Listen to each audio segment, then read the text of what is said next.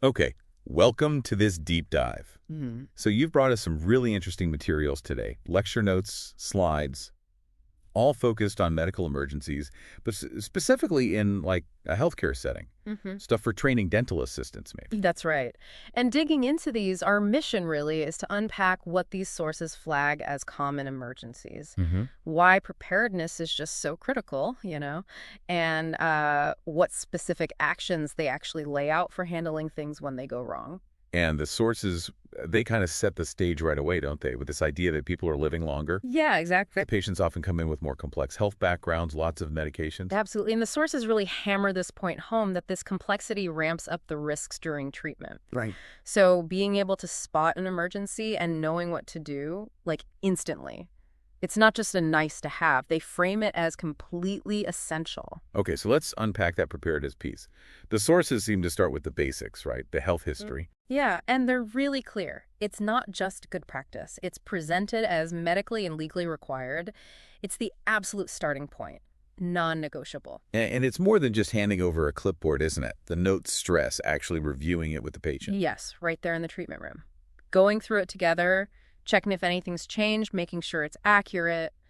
Asking questions. Exactly, because you're actively looking for potential issues, red flags, and if you find something significant. Something that might affect the treatment plan. Precisely. That has to be communicated to the dentist, the main clinician, no question. So the sources actually detail, what, 4 main goals for that history review. What's the first one? Okay, number one is identifying any conditions the patient has that the treatment itself could, make worse or be complicated by. Like a heart condition and a stressful procedure, maybe. Exactly, that kind of thing. Understanding their baseline health, number two. Number 2 is about medications. Checking for interactions, right? Especially with local anesthetics. Yeah, that's a big one they highlight. Since local is used so often, you absolutely need to know if the patient's medications could clash badly with it. Avoid those dangerous mixes. Okay, and the third goal. Simple, but you can't miss it. Allergies. Pinpointing every single sensitivity. Crucial. And the fourth one relates directly to emergencies. Getting that emergency contact person, who do you call if something happens, it's presented as essential info. Right, so history covered, then the notes move on to the tangible stuff, the equipment, the training. Yeah, the must-haves. They list a proper emergency kit, an oxygen delivery system like a tank and masks, and an AED, an automated external defibrillator. And these aren't suggestions, they're requirements according to these sources. That's how they're framed, yes. Standard gear for the office. And the training. Also mandatory. Basic life support, so CPR, and using that AED required every 2 years. For everyone. Everyone, that's what's striking. Front office, back office, all staff. The idea being, anyone might be the first one on the scene. That makes sense. Total team effort. And there was that one line in the notes really emphasized. Oh yeah, the all caps one. If you should need help, call for it. Never hesitate. Powerful stuff. It really is. It underscores that, okay, recognizing the problem is step one, but getting help more trained people, EMS fast, is just as vital. Maybe even more so. Don't try to handle it all alone. Okay, so we got the foundation, careful history, the right gear, trained staff, and knowing when to yell for help. Now let's get into the heart of it, the specific emergencies these sources detail. Right, the nitty-gritty. They start with something probably pretty common, syncope. Fainting. Described simply as, a temporary loss of consciousness because not enough blood's getting to the brain. And the first step in management they list makes immediate sense then. Supine position. Lay him flat. Get blood back to the head. Exactly. Then the sources mention using ammonia inhalants, smelling salt. The classic. Right. Waft it under the nose. And then just monitor, reassure them as they come around, make sure they're fully responsive before doing anything else. Okay, simple enough. Next up, hypoglycemia, low blood sugar, insulin shock. Yeah, this is when blood sugar drops too low. The common scenario they give is a diabetic patient maybe took their insulin but then skipped a meal. And the signs, the sources paint a picture. They do. Nervousness, confusion, agitation. They might look pale, feel weak, and be noticeably sweaty, kind of a clammy feel. That combination is key. Okay, and management depends on whether they're conscious or not. Big difference. If the patient is conscious, the sources say, give sugar fast. Candy, orange juice, something sugary they can swallow easily. Get that glucose level up. Makes sense.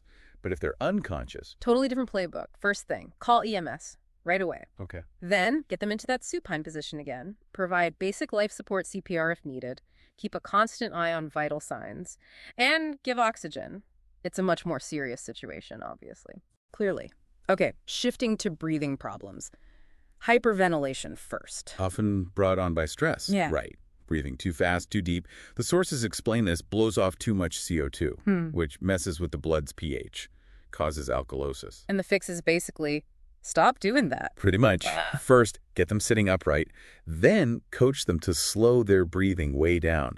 The notes even give a target, like 4 to 7 breaths a minute, which is really slow compared to hyperventilating. That's slow, calm breathing. What if they just can't slow down? Too panicked. Then the sources suggest having them cup their hands over their nose and mouth. Rebreathing the CO2. Exactly. Helps nudge that blood pH back towards normal. Simple, but apparently effective, according to these materials. Neat trick. Okay, what about seizures? Management here is mainly about safety during the seizure. First, move stuff away. Clear the area so they don't hit anything. Right. Second, if there's anything obvious in their mouth, like maybe food or dental equipment, remove it if you can do so easily and safely. Okay, if safe. And there's a big D-O not T in the sources here. Yes, very strong emphasis. Do not put your fingers or any object into their mouth. Huge risk of injury to everyone, and doesn't stop the seizure. Got it. What happens after? After it stops, contact their emergency person for transport home. But, and this is a key point, if the seizure goes on for more than 5 minutes, call EMS. That time limit is the trigger for escalation. 5 minutes. Okay. Another breathing issue, acute asthmatic attack. What? Bronchospasm. Right, the airways tightening up, makes it hard to breathe.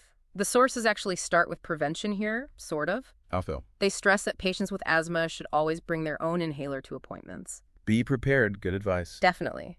Now, if they don't have it or it's not working well enough, the emergency kit should have albuterol. That's the standard rescue inhaler drug.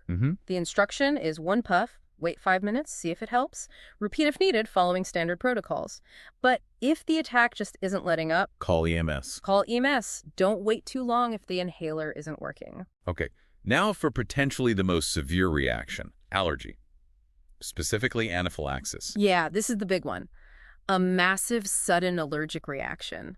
The sources highlight the danger of the throat swelling shut, making breathing impossible. And the management advice here is really urgent. Incredibly so. The number 1 step, bolded, capitalized, administer epinephrine immediately. No hesitation. The EpiPen, basically. Or whatever epinephrine auto-injector is in the kit. That's the first line, life-saving treatment. Antihistamines come later as a follow-up. Okay. Then it's about maintaining their airway, giving oxygen, and again, absolutely, call EMS. But that speed with the epinephrine, that's the crucial message from these sources. Wow. Okay, shifting gears again. Heart issues. Angina pectoris first. Angina. Described as chest pain due to narrowed coronary arteries. Not enough blood flow to the heart muscle itself causes that acute chest pain or pressure. And the management starts with positioning, but different from fainting. Right. For angina, the sources say return the patient to an upright position, sitting up. Upright for chest pain, flat for fainting. That's a key distinction. It really is. Then, if the patient has their own nitroglycerin pills or spray, help them use it. Under the tongue, give it 2-3 minutes to work. If they don't have their own, use the nitro from the emergency kit, give oxygen too. Okay. And there's a warning. Yeah, a critical one. If the pain doesn't ease up after the nitroglycerin or keeps coming back, you have to consider it might be escalating. It could be. A heart attack. Myocardial infarction. Exactly. Which is the next emergency covered. Myocardial infarction, or MI. A heart attack. This is more severe than angina. Much more. It means part of the heart muscle is actually dying because the blood supply is blocked, partially or completely. The sources describe the pain as intense, often in the chest, but potentially radiating. Radiating where? Shoulder, neck, arm, even the jaw, the mandible. That jaw pain is a classic sign they mentioned. Okay, and the management steps are immediate and critical. Absolutely. Step 1, no delay, call EMS. Time is muscle, as they say. Step 2, give oxygen. Or, interestingly, the sources also mention maybe a 50-50 mix of nitrous oxide and oxygen, if available. Like laughing gas. Why? Probably for pain relief and anxiety while still delivering oxygen. Step 3, give nitroglycerin again, like with angina, but the sources specify up to 3 doses, 5 minutes apart. Okay, a clear protocol there. Yep. Step 4, aspirin. 325 milligrams, chewed and swallowed. Chewed. Yeah, the implication is it gets absorbed faster that way. Makes sense. And finally, be ready. Prepare to start basic life support, CPR, and get those AED pads on the patient, just in case their heart stops. It's a whole sequence, but it starts with that immediate call for help. So we've gone through quite a list there. Fainting, low blood sugar, hyperventilation, seizures, asthma, anaphylaxis, angina, heart attack. Covering the signs the sources point out and the exact steps they say to take. For you, the listener who shared this, why is digging into these specifics from these training notes actually valuable? Well, I think it gives you a real appreciation for the level of detail and preparedness that's expected in these settings, even if you're not the one doing CPR. Understanding what these signs look like how hypoglycemia presents versus a seizure, it gives you insight into how serious things can get and how fast. And it shows it's not just guesswork, right? It's protocol-driven. You see these specific tools mentioned, the epi, the nitro, the oxygen, the AED, and the training needed to use them correctly under pressure. It sort of lifts the veil on that safety net. Exactly. It's not just, oh no, something's wrong. It's, okay, these are the signs. So this is step A, B, C. It shows how these professionals are trained to react methodically, even in chaos, and critically, when to hit the panic button and call for backup. So we've done this deep dive into these lecture notes and slides you sent over. We've unpacked a whole range of medical emergencies and the very specific step-by-step actions the sources outline for managing each one. Yeah, from handling fainting to responding to a full-blown heart attack.